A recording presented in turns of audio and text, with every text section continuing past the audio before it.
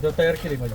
हा म्हणजे तिथं कलम बेड कलम झालेलं बघा हां हां पेरूमध्ये साईड ग्राफ्टिंग म्हणतो आपण. हां हां बरोबर त्या डायरेक्ट पेरूमध्ये झालं. आपल्याकडे एक लाल पेरू आहे, हां एक मध्यम लाल आहे आणि एक पूर्ण पांढरा जो आहे हां हां लखनऊ 49 वगैरे असे बरोबर पुन्हा थायलंड वगैरे असं हां आहे.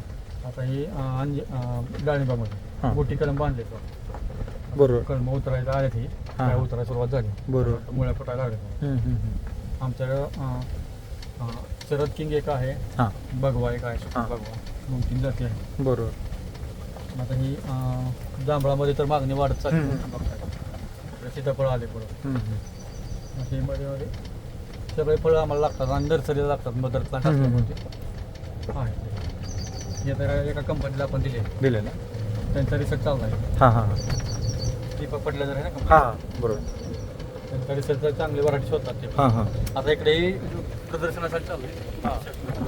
आता लागणी झाली त्या ऊसाची तुम्ही प्रदर्शन बरोबर. बघा हे ऊस कसे असतात. हां बरोबर त्याचा ही कंपनीने लावली हां. रायझन चाईन कंपनी आहे ना हां त्या कंपनीने ही केळी लावली. हां त्यांचं हे सगळं चाललंय बरोबर आणि असे बाकी सगळे प्लॉट बुक झाले. फक्त ते पिकं जे जसे आहेत ना बरोबर आपल्याला जानेवारी त्याचा ती दिसलं हां पाहिजे. त्या दरम्यान बरोबर तसं तर प्लॅनिंग मग ती करतात. कशी लागणी चालली का मागं हां. पुढं होतील त्या आता. आणि यावेळी तुम्हाला एक 3 महिन्यात बऱ्यापैकी लागणी हां सगळ्या हे होती उरकलेल्याच असतं. टोमॅटो आहे हो टोमॅटो आहे. हा सगळा एरिया मग आपला एकत्रच आहे ना सगळा 100 एकरचा हो एकाच ठिकाणी सगळं एकत्रच आहे. हां हां तिथं आमचे गोडाऊन आहेत हां सगळं. आणि कसं होतं शेतकऱ्याला नुसतं तोंडी सांगून किंवा नाही, प्रदेश नाही. उपयोग नाही.